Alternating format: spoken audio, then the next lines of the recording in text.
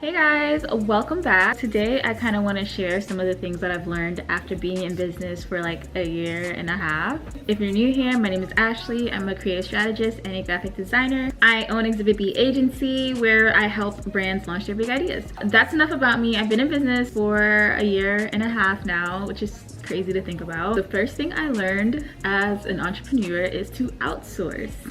Get somebody else to do it. When you're starting out, you might feel like you want to do it all on your own, but you can't.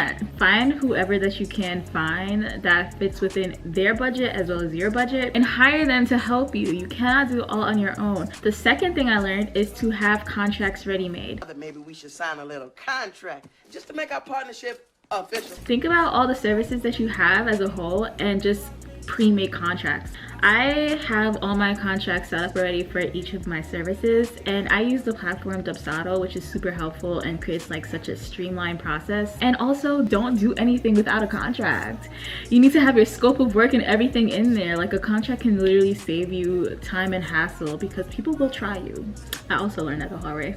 It's also good to have sub-agreements. You signed it. So, tell me, what happens now? Have a nice day. Sub-agreements are basically just agreements like after you send over like a proof of work or a mock-up or anything, and just have them agree to it, that they approve it so you can move on to the next steps depending on how many steps there are in your process. And this is just to save your ass, because if they try to do a chargeback, you can use that sub-agreement as evidence. Hello. Next, definitely I learned to have onboarding and offboarding systems, and not just for clients but for team members as well. You want to make everything as seamless as possible. Appearance is key.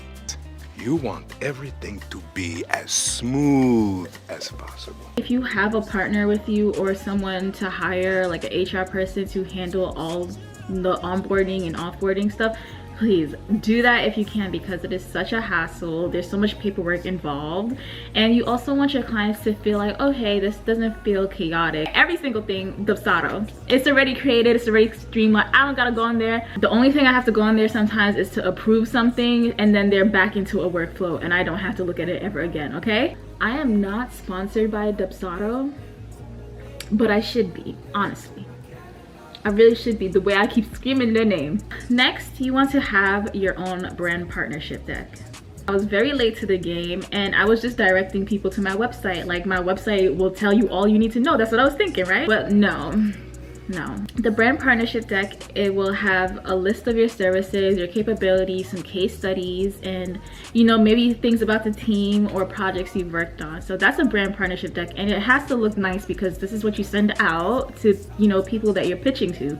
But you need one. You need to have one, and if you don't have one, go make one. Like, you can use Canva, you can use Google Slides, you can use Keynotes. There are so many templates and things. I have free templates on my website that you can use. Like, go ahead and use it, but you need one. Get yourself together, girl. I also learned that it's good to have a capabilities deck. I like to think of it as a actual proposal deck.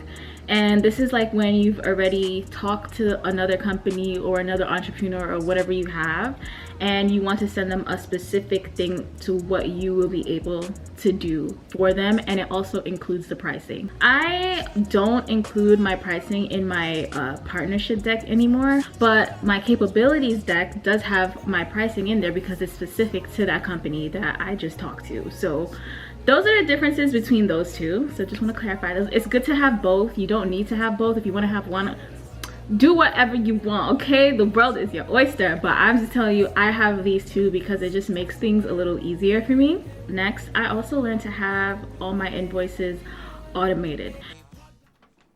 Show me the money.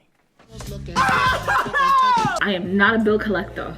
I find it so awkward to like chase people down for money. To just get rid of that uncomfortability, I automate all my invoices, so it will send an email to my client 2 days before. Hey, knock knock in your Gmail, hello. You can schedule all that. Like I said, I use Dubsado for everything. If you decide to onboard a team or team members or whatever you have, contractors, Just set clear expectations with them. I don't like to join a company and then they just have you hit the ground running. That's a red flag and it's psychotic and crazy. Also for me, I'm very, very transparent in my company with everyone I onboard. I will tell you clear expectations of what I expect from you, what you're doing, who you're working with, when you'll be working with them, and it's just very transparent and clear so there's no confusion. Also, this is something that had to be ingrained in me through the help of my business coach, is to have boundaries with your clients. Don't do it.